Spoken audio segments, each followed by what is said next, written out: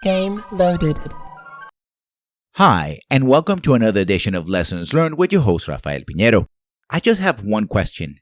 Is Mass Effect Andromeda borked? Is it screwed?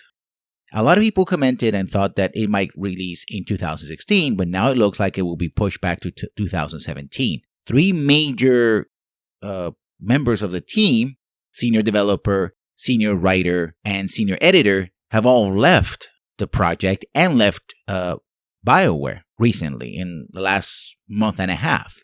Now, sure, personal changes happen all the time in the industry. Well, when you have senior people leaving a project really halfway to the actual development of it, when it starts to crystallize in its 3+ years of development, you got some questions about what's going on. The problem is that the delay seems that there might be some major changes. New people come in and try to fix things that they thought might be wrong with it.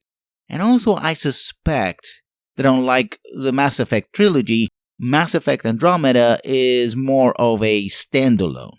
In other words, that BioWare will shift the focus from making a grandiose trilogy with a coherent, or at least an attempt to have a coherent storyline and myth arc, into a more open-ended exploitation of the IP/universe a la Dragon Age, right?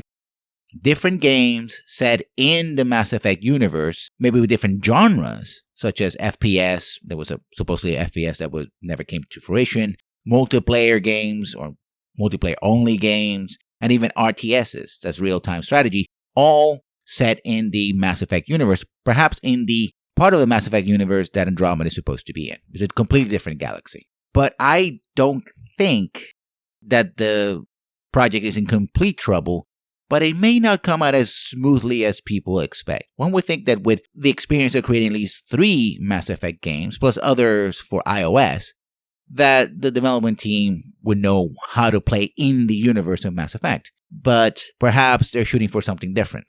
So far, the trailers that we've seen are very cinematic. They might represent the actual graphics, but I doubt, especially on the Xbox One. PlayStation 4 probably can push it, and certainly PCs can manage it.